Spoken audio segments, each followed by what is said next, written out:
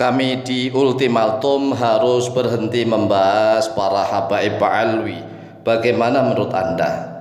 Kami Al-Fakir Taum Alim sudah berkali-kali di ultimatum oleh banyak pihak agar kami berhenti membahas masalah habaib Alwi. Pertama, sebelum debat di Banten, kami sendiri Al-Fakir Taum Alim saat itu sudah ada rencana untuk menjadi salah satu temannya Kiai Haji Imaduddin Utsman Al-Bantani untuk berdebat di Banten. Tetapi ternyata seminggu sebelumnya ada surat ultimatum resmi nih, ultimatum resmi yang disebarkan kemana-mana agar kami berhenti, tidak boleh ikut-ikutan membahas masalah habaib Alwi. Nah, ketika itu kami ikut berhenti, tidak ikut membahas. Namun kami setelah melihat semakin banyak nih oknum-oknum habaib Alwi yang arogansi, yang selalu provokasi setiap ceramah di mana-mana, potensi memecah belah antar kaum muslimin di Indonesia. Maka mohon maaf, kami saat ini tidak akan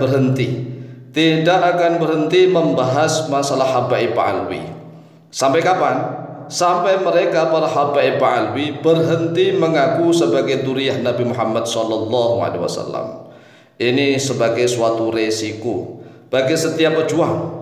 Jadi hal yang biasa bagi kami. Memang awal-awal kami tatkala ada pengumuman bahwa nama kami diumumkan bahwa kami bukan salah satu santri si fulan, maka ketika itu kami mohon maaf berhenti, tidak ikut-ikutan membahas masalah habaib Alwi, karena kami sangat menghormati putra-putra guru kami. Tetapi saat ini mohon maaf, untuk saat ini mohon maaf, kami tidak akan berhenti. Mengapa tidak berhenti? Nah, sampai para habaib Alwi ini benar-benar berhenti mengaku sebagai dzurriyyah Nabi Muhammad SAW. Dengan cara apa? Ya dengan cara Rabithah Alawiyah memberikan pengumuman resmi live streaming atau membuat video yang disebar-sebar di mana-mana. Atau langkah yang kedua yaitu pemerintah yang melarang Rabithah Alawiyah untuk mengaku sebagai dzurriyyah Nabi Muhammad SAW. Atau opsi yang ketiga nih, kami tetap akan menyuarakan kebenaran dan keadilan, karena para habaib Alwi ini kan pendatang dari Yaman, mereka datang di Nusantara dan mereka arogansi semena-mena seenaknya. Mereka hidup enak kepenak, nyaman, aman, ongkang-ongkang, ingin diciumin tangannya, bahkan diciumin kakinya. Mereka gedabrus, melepuk, ngomong di mana-mana, menyebarkan cerita-cerita khurafat yang seenaknya. Bahkan kuburan-kuburan banyak yang dipalsukan hanya demi motif ekonomi. Nah, kalau saya berhenti, ya sudah, berarti kami ini termasuk orang yang takut untuk menyuarakan kebenaran. Oleh sebab itulah sekali lagi mohon maaf kepada siapapun yang sudah mengultimatum kepada kami agar kami berhenti.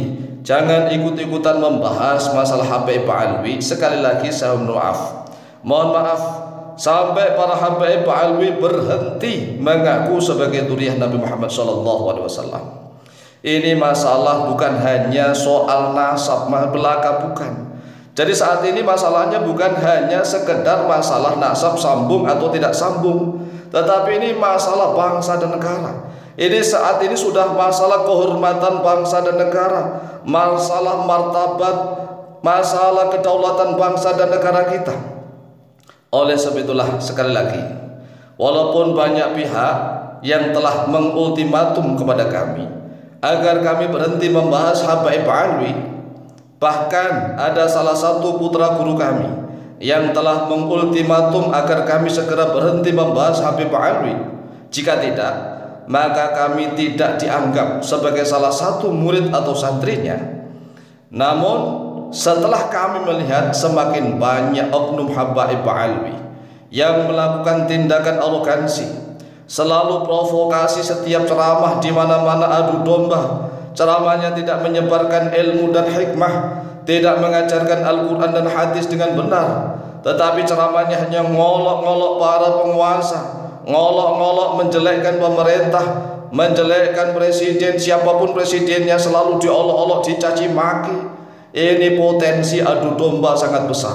potensi pecah belah antar kaum muslimin di Indonesia sangat besar. Maka sekali lagi kami Al-Faqih Mu'allim mohon maaf kepada siapapun yang sudah mengultimatum kepada kami. Kami Al-Faqih Mu'allim tetap tidak akan berhenti. Sekali lagi, kami tetap tidak akan berhenti membahas masalah Habib Alwi sampai mereka para Habib Alwi berhenti mengaku sebagai dzurriyyah Nabi Muhammad SAW. Ini adalah perjuangan. Setiap perjuangan pasti mengandung risiko.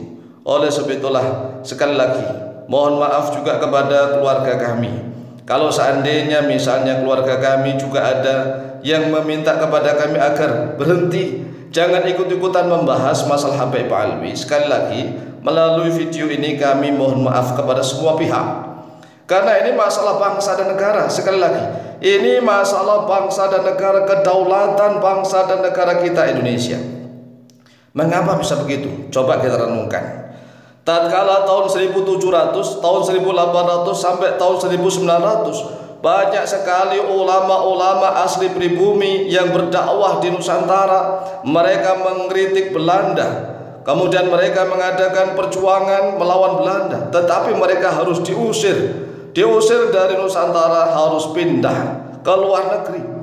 Ada yang dibuang di Afrika Selatan, ada yang kembali ke Makkah Al-Mukarramah. Kemana-mana mereka hidup sengsara, menderita dan terlunta-lunta. Asli Nusantara, ulama-ulama Nusantara. Tetapi di sisi lain, justru banyak sekali ustadz-ustadz yang didatangkan dari Yaman, sedangkan ulama kita diusir dari Nusantara. Tetapi waktu yang sama pula ada ustadz-ustadz yang didatangkan dari Yaman dengan jumlah yang banyak. Orang-orang Yaman didatangkan ke Indonesia, mereka diurus oleh Belanda. Coba kita renungkan. Ulama-ulama kita diusir dari Nusantara karena dianggap mengganggu kestabilan pemerintahan Hindia Belanda. Maka orang-orang Belanda pintar, mereka menggunakan ustadz-ustadz didatangkan dari Yaman, karena kalau ustadznya orang-orang Yaman, maka tidak akan mengajarkan untuk melakukan perjuangan melawan Belanda. Justru ustadz-ustadz yang dari Yaman inilah yang diurus oleh Belanda. Bahkan ada mufti Belanda orang Yaman memberikan fatwa bahwa perjuangan melawan Belanda itu tidak sah, alias gurur. Ini kan kurang ajar sekali. Maka dari itu, ini bukan hanya sekedar nasab, tetapi ini adalah masalah kedaulatan, masalah harkat martabat dan kedaulatan bangsa dan negara kita. Jika kita diam saja melempem, maka bangsa dan negara kita akan diinjak-injak oleh bangsa lain.